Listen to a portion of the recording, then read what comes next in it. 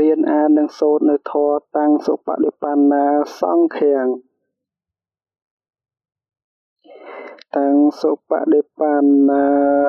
ទីគុណសង្យុតតាំងសង្ឃាំងសិរសាអ្នកមីមីតាំងចសង្ឃាំងអិមេហិសការេហិអភិពោជយាមិតាំងសុបដិបណ្ណាទីគុណសង្យុតតាំងសង្ឃាំងសិរសាអ្នកមីមីខ្ញុំព្រះករុណាសូមថ្វាយបង្គំនៅព្រះសង្ឃជាម្ចាស់ដ៏ប្រកបព្រមហើយដោយគុណមានគុណថាសុបដិបណ្ណោជាដើមនោះដោយសិរសាគឺត្បូងតាំងចសង្ឃាំងអិមេហិសការេហិអភិពោជយាមិខ្ញុំព្រះករុណាសូមបូជាចំពោះនៅព្រះសង្ឃជាម្ចាស់នោះដោយគ្រឿងសក្ការៈទាំងឡាយមានប្រមាណប៉ុណ្ណេះ